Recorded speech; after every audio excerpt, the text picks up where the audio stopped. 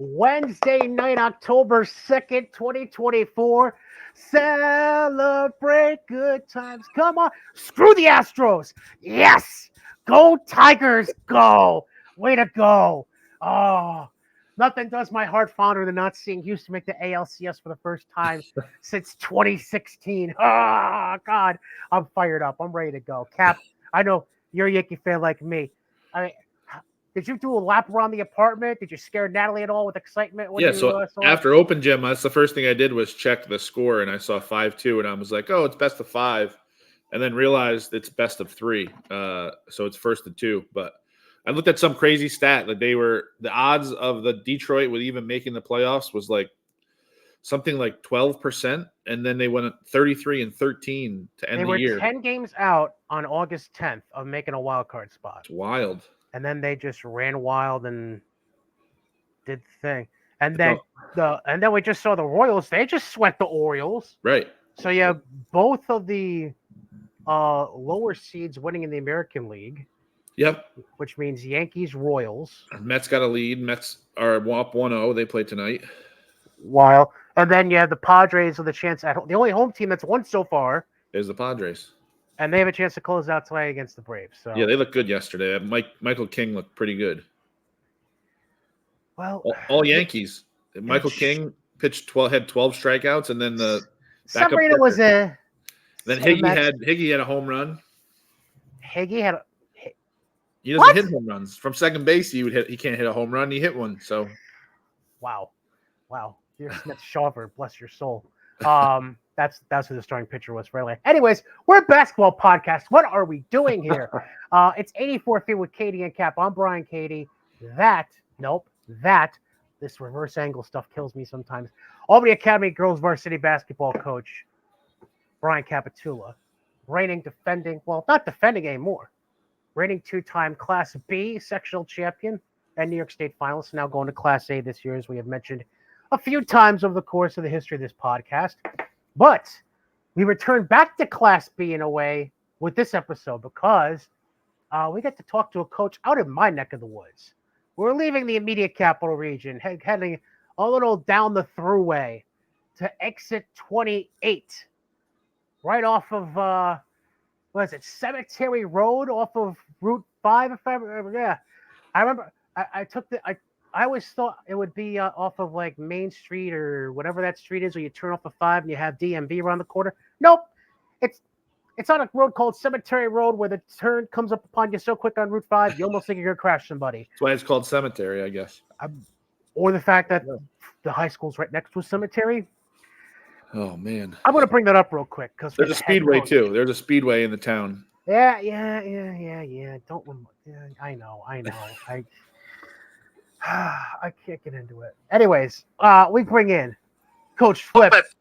Now, Flip, there's a reason I'm not saying your last name because for one of the easiest to spell last names in all of Section 2, I can't imagine the different ways people have said it over the course of your years. So, nice and loud for the people in the back.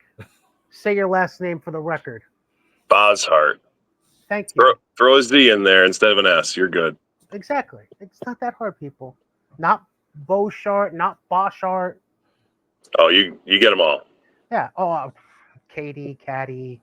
I've seen it spelled 5 million different ways. Do they call you Capitula at one point, Cap? 100% Capitula. Yeah. See. We're all filled with names that nobody seems to really want to get right. But anyways, Coach, what's going on, man? How you doing? Good. How are you guys? We're good. But let me just dive into what we were just talking about real quick. First things first. Does it ever creep you out, especially if you're leaving late at night after a game? If you go by the cemetery at all after you get out of the high school parking lot? No. See, I'm lucky enough. I take a right. I go up the hill. I live up by FMCC. I don't even have to look at it. It's not something I even think about anymore. It's just one of those. It was probably cheap land at one time, and they said, "Hey, let's put a school here." I think I might have a family member that had something to do with that. So. Well, I can't say too much. Now you just screwed yourself, though, and trapped yourself because you just said you live near FMCC, which I think she's still there. Quincy Lake, I believe, is a sophomore. Oh, yeah. Former player of yours. Abby And- Lombardoni just left. And who remind me, Cap, who does the announcing for all the basketball games at FMCC? I asked you if you did all. You said you did them all. So Oh, right. That's me. So if I'm Stop over for dinner. I'm setting the There you over go. to 1.5 games for you to be in attendance for this year. If our schedules work out, we'll do it. They play a lot on Wednesdays, Saturdays, and Sundays this year. It sounds like we could make it. Fantastic. Just You might have a 2-year-old screaming in the bleachers, but that's okay. perfect. you know They're happy what? screams. That hey, I mean, my niece and nephew, they're like, well, now they're going to be 6-4 for this season, but they've been there the last few years. Perfect. One just like Stanson, the other's just like Yep. like they're watching a tennis match. That's all good. Anyways, man, season's coming up pretty soon. As we're recording this, it starts in less than 2 months. I'm sure there's talk about the little chill in the air, open gyms going on all over the place. Yep. How you feeling, man? Basketball season's almost there. So this is a weird year for me. I'm actually coaching modified volleyball. So throwing that in there and kind of getting the girls together, talking about open gym dates and stuff, seeing what we can get on weekends because my weekdays are booked now. So it's a different feel. But we're ready. I think we've got a really good young group coming up, and I think we could be pretty solid in the next couple of years. No, I think the biggest thing, Brian says it all the time, but I think the three things that are guaranteed in life are like death, taxes, and Fonda making a B semifinal or final for the last who knows how many. I think at one point Jeff might have tweeted that out at some point too. Jeff Maliner, who's on he threw some crazy numbers out there, like 80% win percentage or something. Man, put a target on me, Jeff. Crazy, like it's a crazy thing. But in terms of just like that kind of success and what you've had, obviously it's not a huge community in terms of the classes that you're in Class B. But right, why do you think, in terms of the past, I would say even like the past 6 to 8 years, what's been like the difference with your community and like the Fonda community in terms of basketball? So I think the parents really kind of started this. So when I got into Fonda 10 years ago, I started in the modified program. There was a direct line to the varsity program that I knew was coming. And a couple of the parents asked me some questions about running a Fonda only AAU. I said, sure, if you want to do that, that's a great thing. And they asked me to come in and they say, show us how to do this drill and practice and this drill and practice. And before I knew it, I was running the practice. So that's not really what I was going for. But with the buy-in from parents, it makes it so much easier to coach. It makes the 10 months that you end up doing it for that much better. And we have multi-sport athletes just like everybody else. But those parents saying, yep, we'll get our girls there. Yep, we'll drive to this tournament. Yes, we'll go to this tournament. And then, I got lucky that Eric Flutie wanted some help.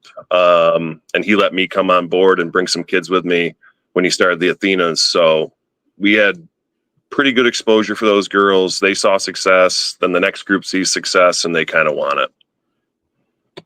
Now, I know Athenas just recently, they merged with, I think it was Tate Fisher's group to create Vibes. AAU. Yep. You still have anything to do with Eric and that whole crew? No. I, if he needs anything, he can ask a question. He can, reach out. But nope, they're on their own. Kiana was the last one that went through. She ended with the Athenas. And hopefully this fall or this spring, I'll have a couple more girls going to them. We have one right now that's working out with Eric and Tay, and it seems to be going well. Yeah. And just all in all, I mean, since you're stepped away from the AAU at this point, probably it gives you a little bit more, because obviously it's one thing to see things from the inside and the inner workings, and then it's another thing to see it from the outside and be able to look at it as an observer, either a parent or a non-parent, regardless. What are your thoughts about the way the scene has evolved in recent years, both here with just the way the talent has been elevated, particularly with the next few upcoming classes coming out of Section 2, and then just overall the way the game has just basically erupted in certain ways over the last decade or so? Yeah, definitely. We've seen a huge spike, not necessarily at Fonda, but all through Section 2. We've seen the talent come through. I remember watching Brianna Stewart when she played in the state tournament, coming and saying, like, you have to go watch that. Now you could say that at any game at the state level, you could say you have to watch this kid. Danny Haskell, when she was somewhere out by Buffalo. I can't remember his name. It was Little D School. And I dragged 3 of our coaches, my dad. I dragged anybody that would watch this girl. She was incredible. And now you're finding that all throughout Section 2 as well. And it's great for us. Bringing games to Albany, that's huge. I remember I had to drive the girls to, we went to Connecticut, Bridgeport, Connecticut, to watch Team USA back, maybe 6-7 years ago. And we got piled into a van and went out. And just the exposure to that is going to help the girls around here now. Being able to see those games and watch the improvement that's being made at a high level, it trickles right down. And it's crazy. They just announced we didn't get basketball for 27 or 28. We got passed over for whatever reason. Yeah. So I think our next shot is 29. It doesn't make sense. I mean, I guess the biggest thing was the lack of hotels is what they said. The lack of quality hotels around the arena. But I don't know. Because I think LSU had the biggest problem. They actually stayed over by Albany Med. That's where they got put. So that was too far for them. But in terms of like where you've come from and like how you started, we obviously know some of your background. But what made you want to kind of become a basketball coach? So I played all through high school. Went to Kansas, so local to the area. I've known this area my whole life. Went out to Cortland, got a degree there, got my master's and everything at Oneonta State. But during college, I helped at Tully. It's south of Syracuse, and I was in the boys program. We had a successful team. Ryan Dando was the coach out there, did a great job. Kind of showed me different things about building a team, building a program, that type of stuff. And then when I came to Fonda, got that job, and they said, there's a modified girls opening. I said, sure. Can't be much different than coaching the boys. Sure. It is. It's a little bit different. But you can take a lot of the same stuff. And I think that a lot of what I would do if I was coaching boys or girls. You just have a couple different hats you wear with the girls sometimes. And I find it interesting. They're great kids, and they want to be good athletes. And that's the biggest thing for me, is if a kid wants to get better. I mean, the other day I had 30 minutes before we got on the bus for a volleyball match, and a kid had asked me, she said, can I get in the gym and shoot? Absolutely. Sure. So I untuck my shirt. I'm wearing dress pants, a dress shirt, and dress shoes. And I'm rebounding kicking them out, whatever you want to do, just to get those kids in, because a kid who wants it, you won't turn them away. Right. And, any interesting things you've come across as you've been coaching girls? Just store in the back of your mind. I got a 2-year-old daughter, so down the road, maybe go back to that Rolodex of yours. There's some interesting stuff. I will say it gets a little more interesting, the things you'll hear during the AAU side of it when I was doing that, because they're not those kids that see you in the hall every single day. So they'll say some stuff that you're, why did that just come out of your mouth? And nothing, obviously too crazy, but just things that you just don't forget. Like, I'm your coach too. Like, there is a boundary there. And most of them are really, really good, but sometimes they think something's funny, and it is, but I don't want to be the one laughing at it. Cap, is that anything you've experienced at all? Oh yeah, for sure. I mean, there's definitely a difference when you're coaching like AAU wise, and it's kind of your off company time for the most part. Like, and then but you're still like, well, I'm still your coach somewhere else. So yeah, definitely a tough line for some kids. So as you went through Cortland, you mentioned, I know we've talked before about how you, and you even just mentioned it, how you were playing basketball growing up as a kid, but do you have any escapes at this point, or do you play like in an adult league? Is there another sport like a beer league softball team you're into? No. So I play golf. That's my thing. I haven't played nearly enough though. And I got into that early on. My dad worked for Callaway. He worked for Top Flight when it was here, and then they got bought out and all this. So it trickled down, ended up at Callaway. So I started playing early, and kind of fell in love with that because I'm not good. It's one of those things where that course will beat you every single time, no matter where you're going. You could play it a million times in a row. But as a kid growing up, I was playing on the golf team, and I could play Kansas City Country Club every single day. I'll never forget my friends and I in high school took a little, not senior skip day, but probably a sophomore skip day. And our superintendent and principal saw us as we were starting number 10, and they were just teeing off on number 1. And we all kind of looked at each other and said, "Oh, hey, yeah, it's Tuesday, but that's okay." So that's my thing. I did one night of old man basketball and popped my Achilles about 6 years ago. And that was enough for me. That's the end of that'll do it. That and like a sprained ankle, and it's like, yeah, I don't need this anymore. Nope. So in terms of stuff and players today, what do you think is the most important quality for like a successful program or a successful team to have? I'd say for a program, you need kids that want to be there. You have to have those kids, the coachable kids will show up every single day, do everything you ask. As a coach, you have to love those kids and make sure they know they're appreciated. Right now, kids want to be appreciated. They want to know how you feel about them. That's kind of what I get. Sometimes maybe I don't do the best job at that, and I probably should. So I try to make sure I'm harping on that kind of stuff. Like, make sure the parents all know I love that the kids are there. I love that they're getting them there. Those things. And as an athlete, I think making sure that you are working up to your potential. Even right now with our modified kids that I'm coaching volleyball, I tell them you have to get better every single day. There's time for fun. There's time for play. When you're here, give me 2 hours that you'll work as hard as you possibly can. Sure. Now, taking a look at things over the last 10 years that you've been with the Fonda program, obviously you've had a good number of girls come through and go on to play at the next level.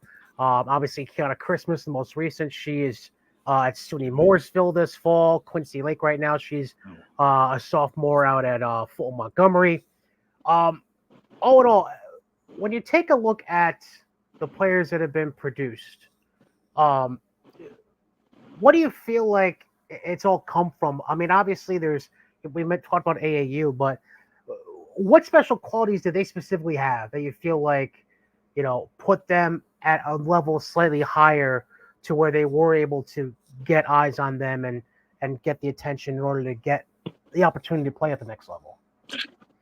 I would say all of them had the willingness and the drive to get there, right? You have to have the want. But different kids are different. Like Kiana was somebody who, if she wanted to learn a skill, she would do it on her own. She would go out and then she'd come to an open gym and say, "Coach, I shoot threes now." We'll see about that. But she did. She learned it. She figured it out.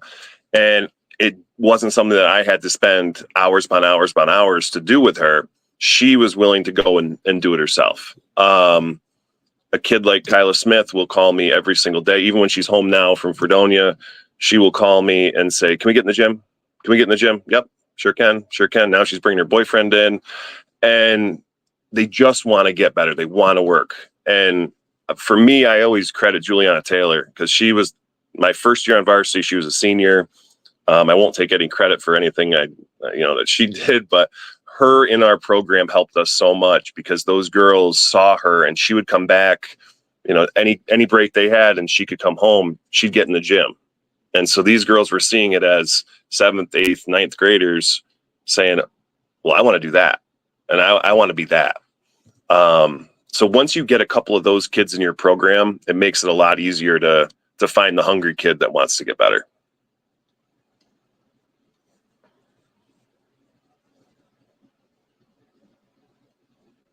Cap, you're on mute, dude.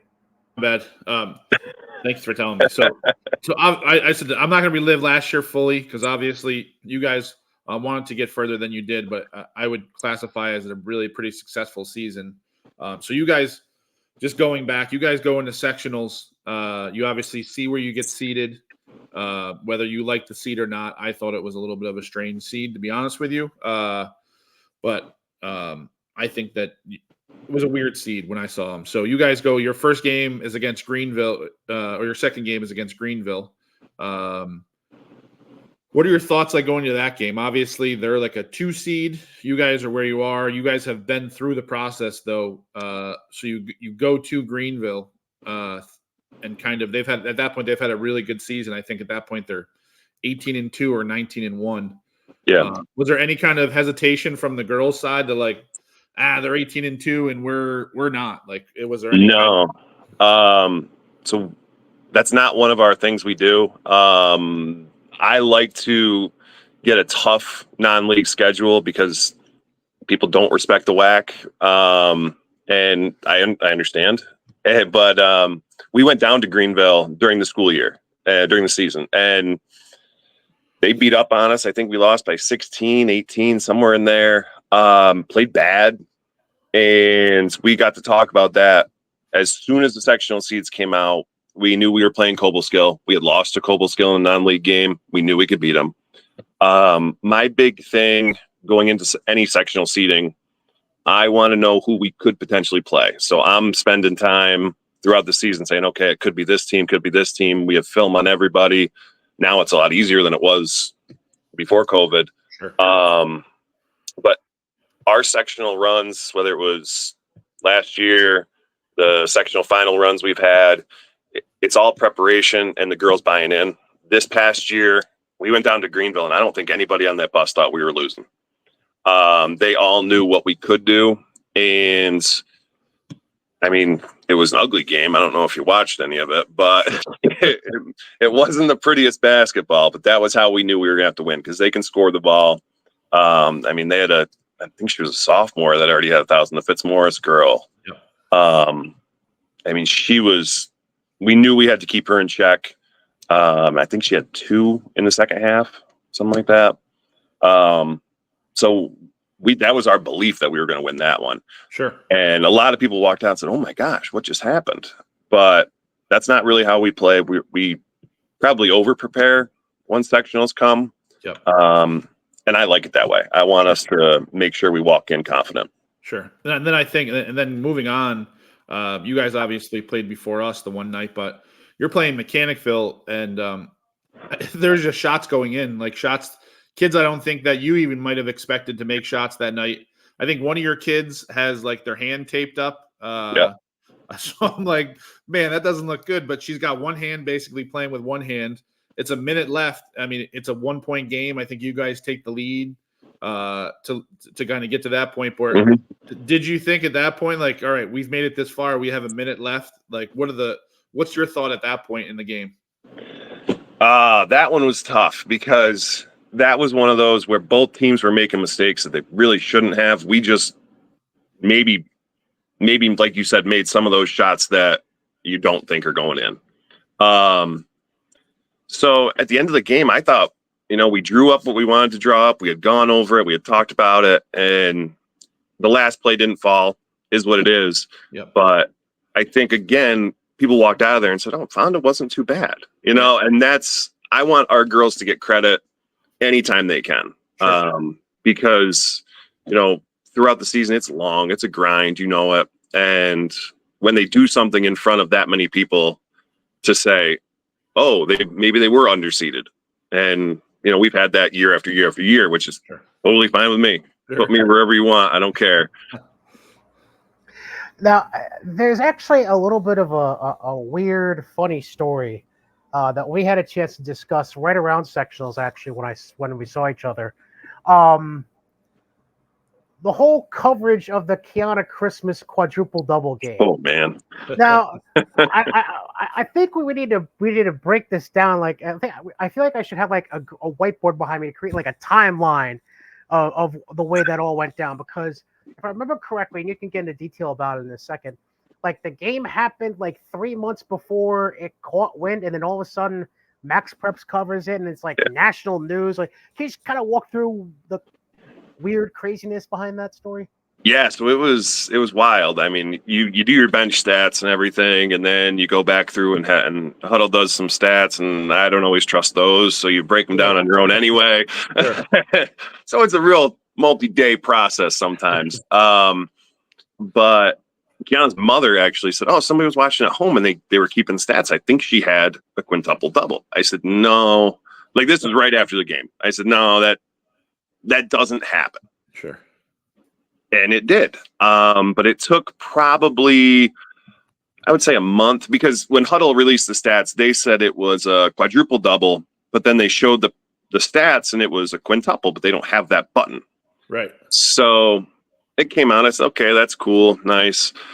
And I think it was News Channel 10 about a month later said, "Hey, can we come out and do this story? She was athlete of the week or something, whatever." Yeah, sure. Come on out. And so they're talking about it. And I think it was Max Preps that went first, overtime, and it just kept going boom, boom, boom. And it ended up, I feel like it was the week before sectionals that somebody else puts it out. It's like, it's a great accomplishment, wonderful stat line.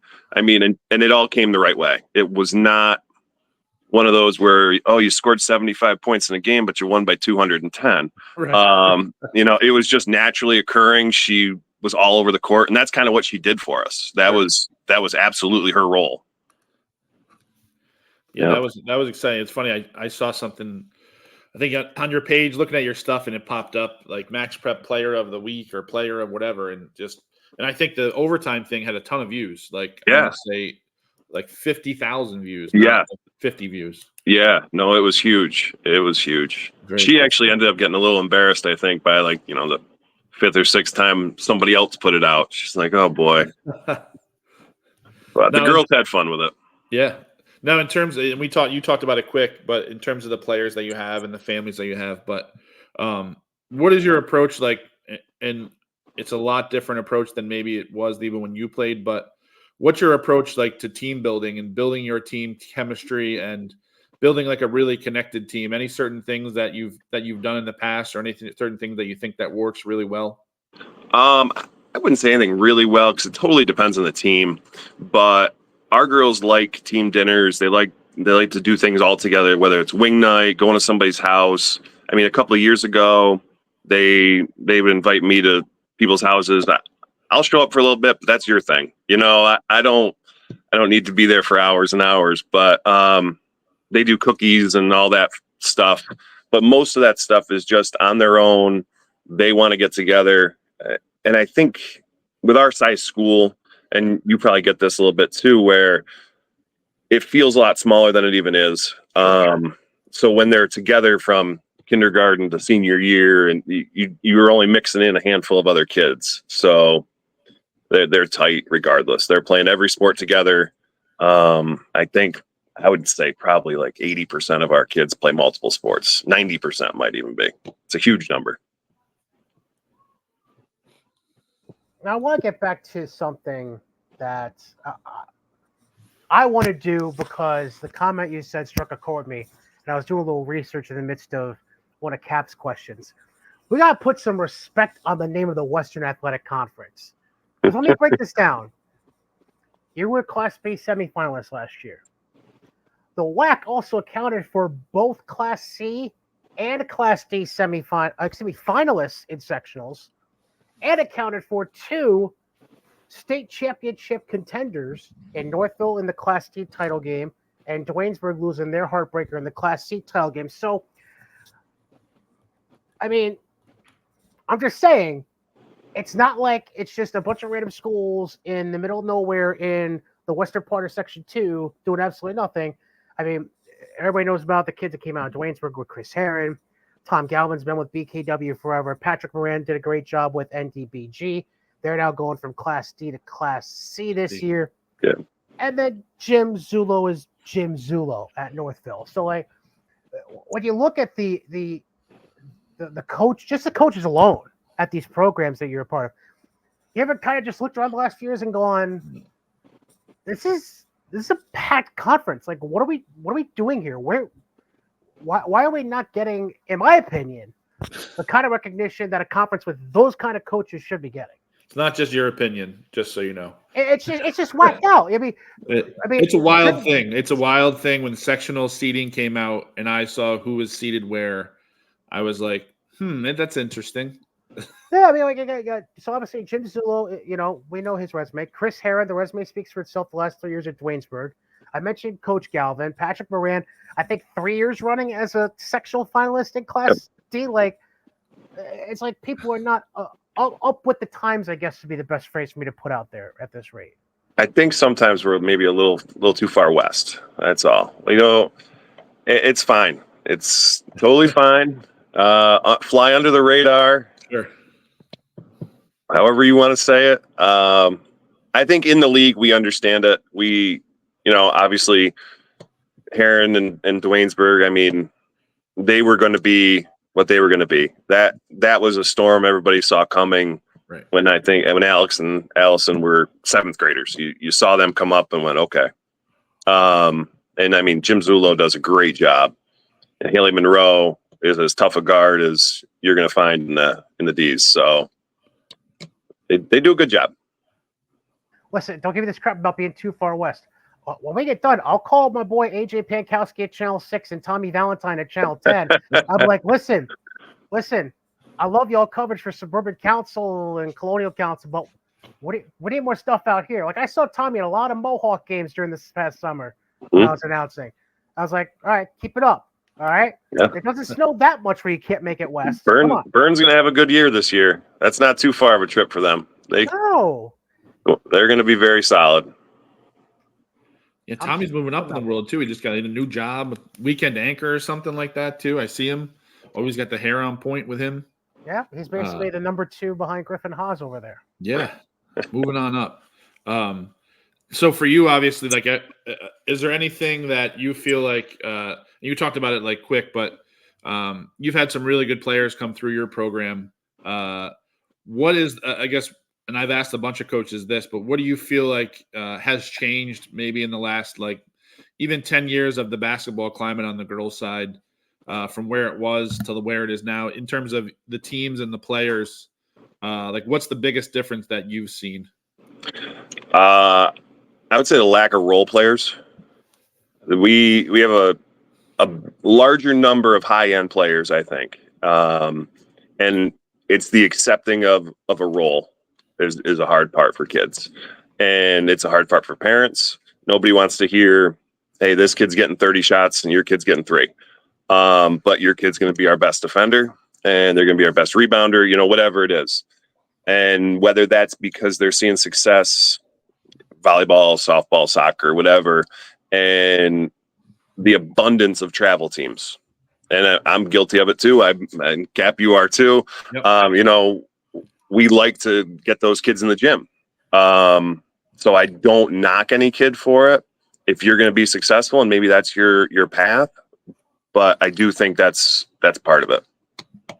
And I think I've said this to Brian before, not to cut you off, Brian, but the thing that I've seen the biggest part of it is maybe the soccer player that would have been like your 6th or 7th man off the bench that was a super athletic soccer player or a lacrosse player that would play, or a softball player that you'd get that was someone's sister or something.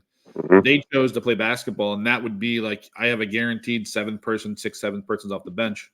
Those kids are kind of they're gone because they've now specialized. Like, hey, I can do lacrosse all year, I can do soccer all year, and it's kind of taken away some of the. So then you end up with really young. They're not bad, but then you end up with really young basketball kids. So you're losing those juniors and sophomores that you may have turn into freshmen and 8th graders.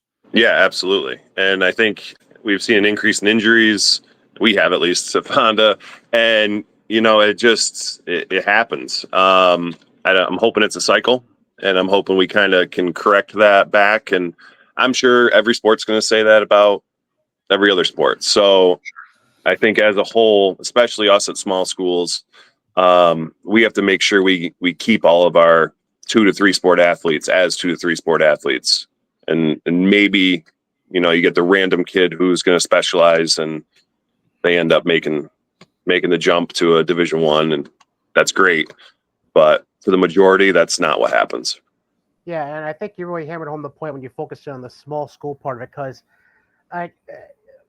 anybody who's got putting kids through like the Shenandoahs, the Averill Parks, like it's not like they're all playing double A, triple A, even the A's. It's not really that much of a problem. It's really the B, C, and D's where you have the enrollments of like 200, 300, even 400 kids. Yeah. Really condenses down that sample size of student body that you can pull from to fill out these teams where you can, at least even get a varsity out there, let alone a JV or a modified or anything like that. And that's something that Joe Murphy and I talked about a couple of years ago. I said, how do you get 22 kids in the gym for a varsity open gym? He said, because I have 22 varsity basketball players. Sure. He said, I might get one or two that come in and play something else, but the size of the school is just, I can't compare. So it's just crazy that the numbers as they dwindle and districts are getting smaller. Yep. Beds numbers are going down, and we'll see a correction, I'm sure, at some point. And the crazy thing about Joe, by the way, two of what I think are his best players that are coming into this season. One played on Elevate for Cap, Gianna Winter. She's a psycho who plays like 6 sports, it feels like, at once. Too much. I want to say Caitlin Milham plays 2 or 3 different sports too. So it's not a problem, but in ways it could be a problem if the kid is doing too much. Right. Absolutely. At that level, if they're Absolutely. trying to be in one sport, but they're still doing lacrosse or soccer or volleyball or softball, whatever it may be. So just a little bit wild in that regards. Now, obviously, Fonda-Fultonville has been in the news lately for something. You know where I'm going with this because you get the chuckle right away. This is the first year for the school changing from its former nickname, the Lady Braves, now the Valley Hawks. In fact, you just released a logo that was approved by, I think it was 60%, 65% roughly of the vote. Yeah, somewhere in there. All right, you're gonna show it. Don't show it yet. Is it? Are you gonna show it? I could attempt to. Yeah, Right. sure. I'm gonna say it's like if it's a Valley, is it gonna be a Black Hawk? Probably like I like it personally. Atlanta, like the Atlanta kind of Hawks kind of thing. No. Oh no. It's a lot of birds. Ravenna changed to the Ravens. You have you guys changing to that. I don't know what Mohanison they've been talking about. They might just be the Mohanison basketball team, like the Commanders have become. The Commanders, yeah. That's when I was at Canjo. We went from the Redskins to nothing for 2 years to the Cougars my senior year. So maybe I'm the bad luck here going through. So it stuck true to the Fonda-Fultonville school colors. So when you're going like the way of, I think you're going the Atlanta Hawks is kind of where you're going. It's a lot more brighter colors. This is more. Okay. I think it's pretty clean. It is. I like the bottom. Yeah. The bottom looks great. Yep. So the question I come up obviously is, I'm assuming you were very observant of the discussions that were happening regarding this. What's it been like, and what's been the reception so far about the change? I mean, obviously, you're going to have those who were graduates from like 20, 30 years ago, like, I like the old name. But that's going to be any school district that's doing any of these changes. So it is what it is. You're going to get it at Shenandoah. They've had it at Cambridge. They've had it at Averill Park. It is what it is. But what has the reception been like? And is the kids have some of the kids maybe done like a little double take a little bit because they've gotten so used to seeing one thing and now they're seeing something different? Yeah, like you said though, you hit it that people who were Braves before are going to be Braves forever, and that's any district, any town, anywhere. You're going to have a little bit of pushback, but I think the way it kind of got rolled out was. It was a long process. It was not a quick turnaround by any means. I know Glens Falls, it seemed like overnight they said, yep, we're done. We're good. We moved on. That's not how we did it. And we did vote after vote, and they sent out some images early, and then they tweaked them, and they took feedback from a lot of different people, which I think is kind of key to any decision like this. You have to make sure everybody's bought in at least to some extent. And you're never going to please everybody, and you just have to know that. But I think they did a good job with the rollout, with kind of explaining to us the process. In the same time, we were going through a superintendent change. So it's a lot. It's a lot all in 1 year. And I remember and maybe they don't do it anymore. This is 24 years ago in high school. But Fonda with the football team, they would stand up on the top of the hill. They'd play a drum, whatever, and they'd all stand there. And then they'd come running down the thing. That was a pretty intimidating thing to have come at you. They like that. I don't know how that'll change at all, but they'll still keep that in there. I know Coach Mancini likes that. So now, as far as your time so far at Fonda-Fultonville, two questions related to that. I'll start with the first one that came to mind. Any specific coaches, whether it be within your district or within your conference or just in general in Section 2, that you've been kind of molding your approach, whether it be the way you approach practices, the way you game plan, film study, whatever it may be? Are certain coaches that you've kind of leaned on as mentors, for lack of a better phrase, to mold yourself after and creating a program like you've got there at Fonda? So I think in district, I've been lucky. Eric Wilson, our AD / boys basketball coach, I get to talk to him every single day. He's done it for 20 plus years. Good program, does it the right way. And so watching what he does, listening to what he does, just little things.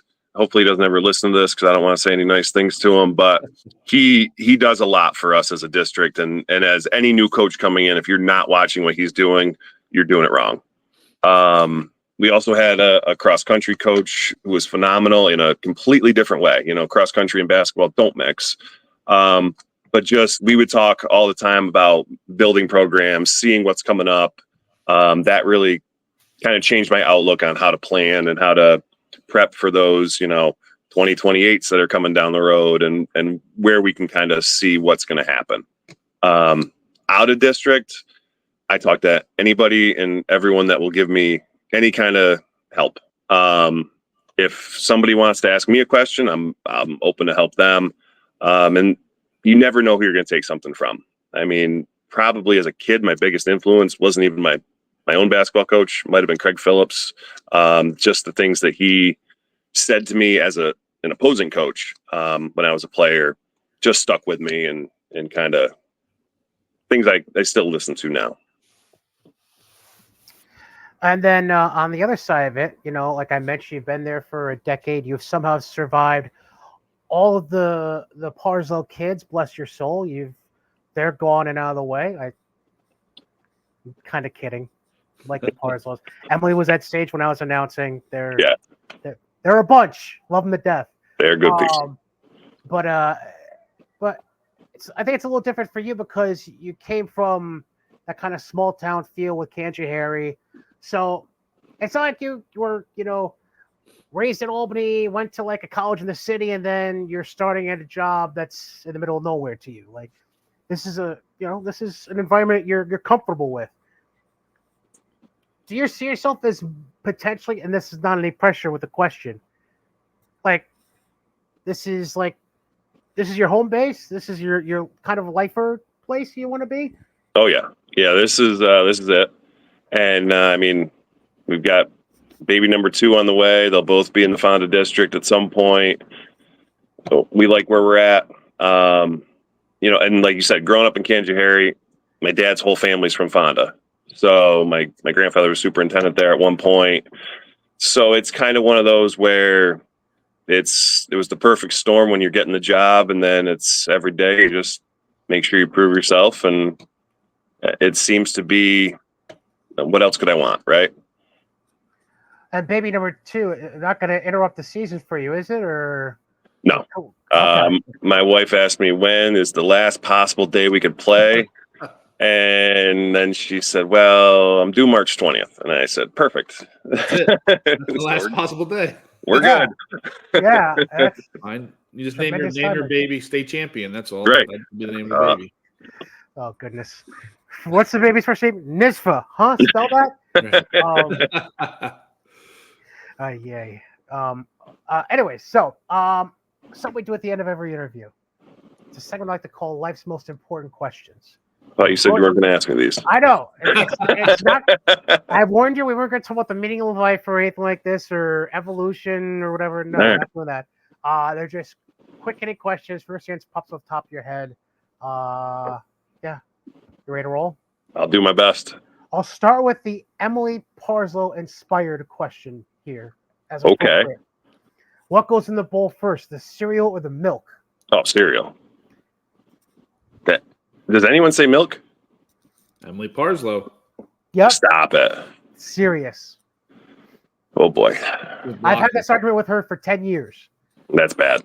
Yeah, you can tell her that. I I've will. been saying it for a while. Is a hot dog a sandwich? Yes or no? No. Okay. For desserts, are you more of a chocolate guy or a vanilla guy? Or are you just not desserts at all? You haven't seen me in a while. Vanilla. Hey, I'm not one to, It's the wrong show if you don't like desserts. hey, listen, Yeah, come on now. I'm not one to judge because we've had one or two coaches on here that said, not really a desserts guy. So That's I gotta wild. throw it in a little bit. When it comes to energy drinks, are you Gatorade, Powerade, or are you more delving into that other category? Gatorade. Okay. Particular color or flavor you like? Ooh, maybe glacial freeze. That's been a popular answer recently. Really? Grape. Yeah. Adding grape. Everyone likes grape. I see. I don't like grape. No, Yeah, me it's rough. There's also like a glacial cherry, I think. It's white. white. It's clear, right? Or white? Yeah, no. Yeah. I'm not there. No. Okay. All right. Best Starburst flavor. Pink. And I know somebody said yellow. Giglio just said yellow too. So Oh, Yeah. I feel Gosh. Yellow said can't be my nice, but he favorite, but nicely it's not the didn't- worst. he couldn't remember the last time he had a Starburst, so at least give him that. So Last Thursday for me. Does any of that shock you though? That Cap just said about Steve. No. Okay, I didn't think so. Last question. This is really the only thinker of the bunch. Okay. You're on a deserted island. You're trying to get off of it to get back to the regular population. You can pick two people to help you get off that island. Who are you picking? Two people. Do they have to be alive? Cap, you're making the rules on this one. have to be alive. I would say they have to be alive currently. Like you. Yes, all right. they have to be Okay. currently alive, I would say. And somebody you know. It can't be like you can't say like. Oh, I can't pick like Steve Irwin and No, Christopher Columbus to get me off this thing. Unless you No, talked to no. them before. no, you can't pick One George time. Washington to chop down cherry One trees, time. No. Okay. The two people I'm taking my friend Lucas because he's the luckiest person I know. So somehow we'll get found. And number 2, I'll take my dad with me. That'd be a fun little trip. We'll go. I do have one more thing I do want to ask about. That's totally separate from the life's most important questions. Those are done and over with. But something just popped in my head because I don't know if you noticed, but I've been repetitively looking back and forth at last year's sectional basketball tournament program. And there was a name that came across it at one point when I was flipping through. Oh boy. Because what I love about Section 2 and high school athletics in general is how the coaches aren't just supporting their own community. Like they're all about, I mean, I could see Steve Giglio at a Class D game helping out at Hudson Valley. You know, I could see you out there to support the AA semifinals. Like all the coaches in the area are really an intricate part in making things work, especially during sectionals time and even at states when they're looking for volunteers to help out with things that they don't have covered necessarily. And the guy that leads the basketball committee, Mr. Bubniak, out at Averill Park. Just talk a bit about Mark and what you think of what he's done as far as his leadership on the Section 2 basketball committee. I know technically Tom Galvin represents your conference, but I mean, Nobody wants to talk about Tom, right? I mean, we'll eventually get him on the show at some point. I'll figure it out, but Maybe like show 46 or something. Hey, No, Mark does an outstanding job. Cap, throughout the year, the emails you get, the reminders you get, if you don't have things done on time and you're not up to date with stuff, that you're just not looking at email. Sure. He keeps us on track, focused on, everything we need to do. I think he's got a direction for everything he wants. And I think it's a really, really good direction that we're moving. It seems pretty efficient. I mean, I try to help out with any sectional games I can, any state games I can. Usually I'm just stamping some hands, but he does a nice job. Welcomes everybody. He's there all the time. The hours he puts in, I don't think you could count. It helps him when it comes to the sectional basketball tournament the last few years. He's got 3 positions filled for every game without a question asked. He's got me, he's got Scott Reynolds, he's got Mike Conroy at that table. So that probably helps him out a little bit that he's not calling 20 different people to get a PA announcer. I would say so. The scoreboard. Not to toot my own horn, just put it out there. Sounds like you are. I kind of am. I'm not going to lie. Flip, my man, it's been great to have you on the show. I appreciate you coming on. And you mean, it's a lot of fun. Listen, I love the work you've been doing. Keep up the great work. I know we've been talking a little bit behind the scenes about this. Just grind through it, man. We got it. We got it. Don't you worry. I know this year's gonna be a little tough from the sounds of it, but hey, man, we'll be all right. Class B is totally up in the air in the next few years, so we'll be okay. I appreciate you guys having me on. And if not, you can run up the hill with your newborn and your 2-year-old and go bother the guy that's doing the announcing for Fulton Montgomery. So. I mean, I'll give him an earful any chance I get. Right. Just drop the 2-year-old right next to me so I can yell into the microphone as much as possible. Perfect. She'll love it. Besides, I'll be announcing, doing scoreboard, and probably doing possession arrow because. Oh, perfect. She'll help you out. Nothing can go wrong. No, that'll be perfect. No, not at all. Not at all. Because, the students don't know what they're doing. Anyways, another topic for a whole different show. Flip, thank you very much. I appreciate it. And, problem. Thank you, guys. Thank you. Enjoy the rest of the modified volleyball season, by the way. Will do. Right, will do. Go Thank you. Go Riverhawks. Oh, Valley Hawks. Come on. Not Riverhawks. Valley Hawks. See you guys. Go for one. Riverhawks. Someone else is the Riverhawks. Someone just changed to the Riverhawks. I don't know who it is, but somebody. You are right. And I'm totally blanking on who it is. Because I legit had Riverhawks in my notes originally, but then I was doing more research trying to nope. Yeah, Valley who just Hawks. changed to Riverhawks? Somebody. Who's by a river? Isn't Averill Park considering that as one of their nicknames potentially? I think so, but I don't know. There's a river by them, but ish. I don't know. Kinda ish. You gotta drive down 43 a little bit, but yeah.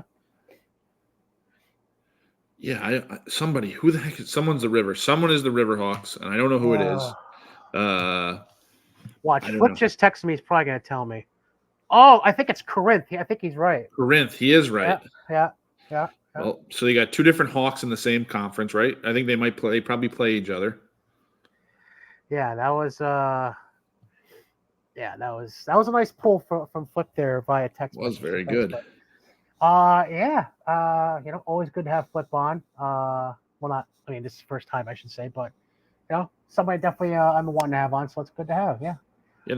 He's great. So yeah, just looking at notes. I'm trying. So something that was in the news. It's interesting that we had actually Flip on because something that's also been in the news the last few weeks. Because I mentioned how graduates from 20, 30 years ago complaining about it, and that's never going to change or whatever. Shenandoah now all of a sudden, because of a yearbook photo, has now basically outed the school to having to change their name. From 10 years ago, yearbook photo too, like not a recent one. 20 years ago. No more Plainsmen. They're just Shenandoah for now. They may not even take on, like they could just, Shenandoah is a good enough. I was going to say, have they officially stricken the name already, or have they just said they're going to change it? No, they're not. Watching the game on TV the other night, the CBA game obviously was on, but I know that they got a brand new turf field and the end zones always said Plainsman. Maybe they saw it coming, because it doesn't say anything. It's blank. But that's interesting. So there's that. I know Averill Park hasn't. I don't think they've officially finalized anything yet, but I think because we had Sean Organ and Mark Bubniak on the show over the summer. That conversation at that time was they're aiming for next school year. Sure. To I start think that's off. what they have. They have till next, and there's a lot from the state changing turfs and cutting out turf, and when they want stuff done, like obviously the end lines and things like that are easy to replace, but like reordering uniforms if they have anything like that. Yeah. But I know that the lawsuit they lost, like the lawsuit that was downstate with Section 2 or whoever, Section 1, downstate, it lost. So yeah. I don't know. Like I'm running a mascot name. How many mascot names can you really come up with? It has to be some. I don't know. I wouldn't be very good at thinking of mascots, to be honest with you. If we had a rebrand at Albany Academy and figure out a mascot, I don't know what the mascot is. For your squad, the Bears. Yeah, I don't know if we're not the Bears. Like, what do you the Albany Academy Capitals, the Albany Academy Generals? Like, I don't know. When did that happen? Did that happen when you first arrived, or was that right before? No, the Bears has been there forever. The Bears was there. I was about to say, yeah, the Bears have been there since we even competed against them a long time ago. As the boys were always cadets and the girls were always the Bears. Right. But I think it's interesting with. I'm always intrigued right now in recent years with, you mentioned Academy, and I'm also going to throw LaSalle into it because I can't speak for LaSalle, but I can speak for CBA and Albany Academy because they used to have mandatory JROTC programs. Correct. Then Academy changed, and this wasn't too long after I graduated from high school. Academy switched first to being an optional club. And then CBA eventually did the same thing years later because enrollment numbers are going down, and it's always numbers. Put it that way. Yep.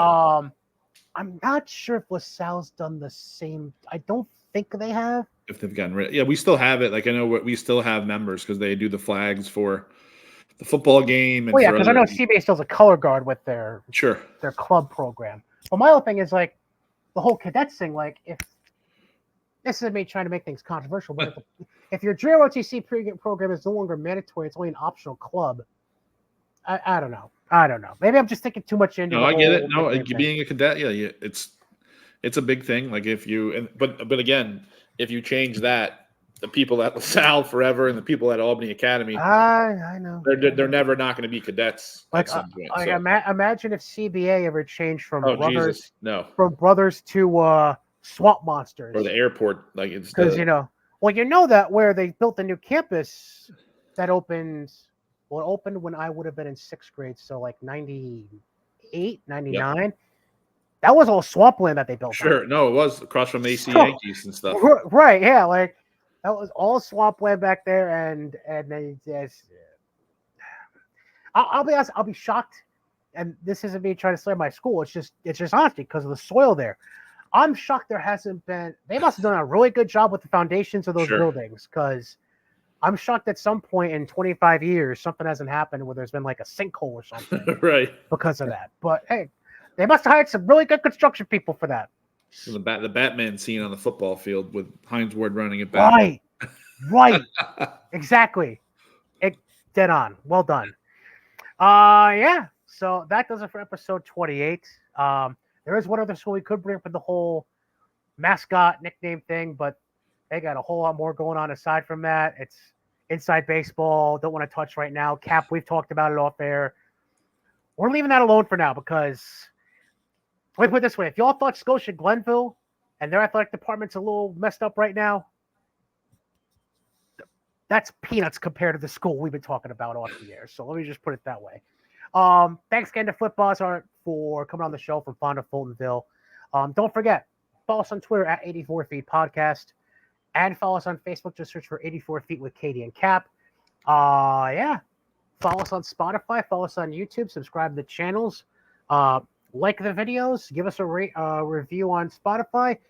Leave comments on the YouTube videos. And yeah, we're not going to be hard people to find starting in 6 or 7 weeks when things get finally rolling. Well, for you, your first game is what? First week into December, right? Yeah, second week. December 10th is the first official game, but our first scrimmage will be hopefully the 30th of November. So yeah, so you got You got a turkey dinner to sit through before you even got to think about walking a sideline. Good for you. Exactly. Yeah. Meanwhile, I got games starting up at Fulton Montgomery 5 weeks from tonight. Hey, they got to be soon. I think it's Wednesday, November. Let's see. The 30th is a Wednesday, so the 6th. Yep. Sounds about right. Or no, the weekend before, November 2nd and 3rd. Hi, The other big news, I think we need to talk about quick. Coach Brown took the job at MCLA, which at some point we will bring up. But that slapped me in the face. Like I didn't know. The jury's still out for me on that one. That's just his son's there. Like it's close to home. His son is there. I have conversations with him before, but he's going to turn that pro. I would think he's got kids that are following him already. I think that he had at St. Rose that were following there, but obviously he wants to turn that thing around quickly. So that's interesting because I didn't even know Jackson transferred out there. He did. He's going to have his COVID year. Like that's his last COVID year. His COVID year that he gets. Oh, okay. So he's got that last year. So he's going to do like his graduate year at MCLA. Okay. Because I know he was at Sage for the last few years. That's why I was kind of thrown off by it. Okay. Yep. That makes more sense. Also, former Fulton Montgomery player Ryan Savoy transferred out there. He's now a sophomore. Played at Broad in Perth. Yep. Shameless family member plug too. But now he's starting his sophomore year out there, and he's finally somewhere that has baseball because Fulton Montgomery didn't field the baseball team last year, and that's his main sport. So he ended up playing hoops. He's going to do both out there. It is what it is. Yep. Community college, it's a coin toss sometimes with, like, I know just basketball, for example, the community college level, and I know we're kind of rambling on here for a second. The conference that Fulton Montgomery's in, for example, with like Hudson Valley, SUNY Adirondack, all them, they could start, especially on the women's side, they could start easily with 14 to 16 teams. Right. And by the time they come out of Christmas break because of injuries or school suspension for grades, you're down to like 8 or 9 teams. Sure. And it's wild what happens on the community college level. Yeah. The MCLA thing's crazy too. Like just learning about more and talking to him a little bit. So the way MCLA works, like if you're a border, because they border like us, you can go there as just like you would if you were a SUNY student. So you would get SUNY rates and things like that being a New York resident. So that'll help some recruitment. Yeah, because MCLA they're not too far in. I think they're North Adams, right? North Adams, yeah, nice little town, like 45 minutes from downtown Albany, like not far.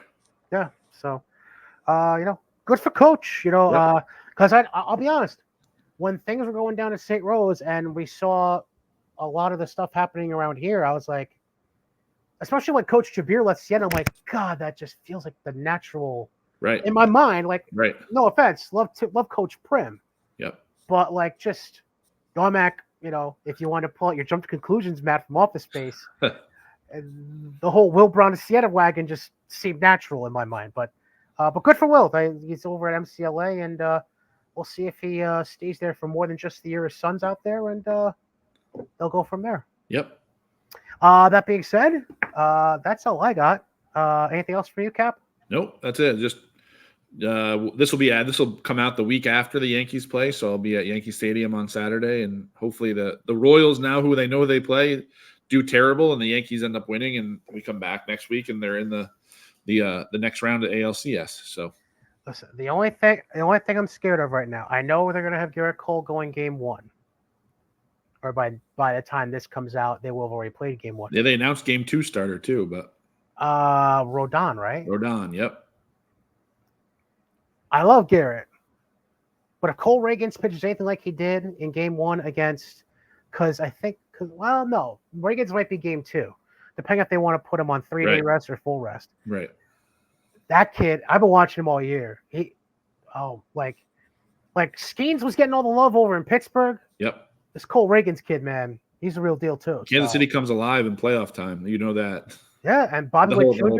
If it wasn't for Aaron Judge, Bobby Witt Jr. is probably MVP. Right, the MVP. Right. So it's crazy what things have gone. So, all right, enjoy the stadium. Well, you will have enjoyed this day by the time this comes out. But we're recording this on Wednesday, October 2nd, folks. We did it 2 for this week. I can't help myself. Cap, tell the fans, adios, amigos. We'll see you later.